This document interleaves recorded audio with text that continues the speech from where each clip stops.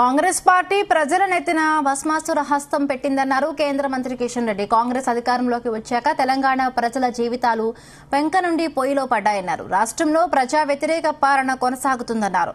ఎన్నికల ముందు ఇచ్చిన హామీలు 100 రోజుల్లో అమలు చేస్తామని కాంగ్రెస్ నమ్మక ద్రోహం చేసిందన్నారు. వరంగల్, ఖమ్మం, నల్గొండ పట్టభద్రుల ఎన్నికల ప్రచారంలో భాగంగా జనగాంలో ఈ వ్యాఖ్యలు చేశారు కిషన్ రెడ్డి.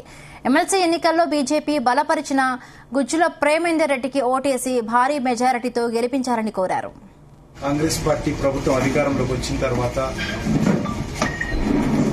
పెంక మీద నుంచి పొయ్యిలో పడ్డట్టుగా ఉన్నది.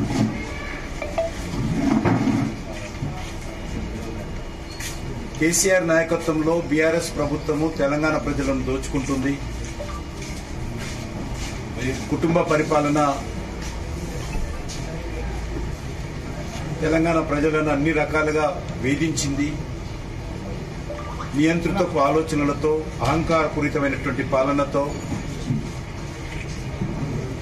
బీఆర్ఎస్ ఆ రోజు ఒక నిజాం రాజ్యం లాగా పరిపాలన చేస్తున్న నేపథ్యంలో తెలంగాణ ప్రజలందరూ కూడా కేసీఆర్ పీడ విరగడ కావాలని, కేసీఆర్ కుటుంబ పాలన పోవాలని కాంగ్రెస్ పార్టీ ఓటేస్తే కాంగ్రెస్ పార్టీ కూడా అదే బాటలో పరిపాలన చేస్తా ఉంది. అన్ని రకాలుగా అది నిరుద్యోగ సమస్య కావచ్చు, రైతాంగ సమస్యలు కావచ్చు, ఉద్యోగస్తుల సమస్యలు కావచ్చు, అన్ని రకాలుగా బీఆర్ఎస్ హయాంలో ఏ రకంగానైతే పరిపాలన జరిగిందో అదే రకమైనటువంటి ప్రజా వ్యతిరేక విధానాలు,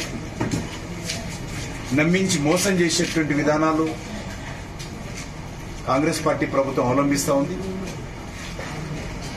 100 రోజుల్లో అమలు చేస్తానన్నటువంటి 6 గ్యారంటీలు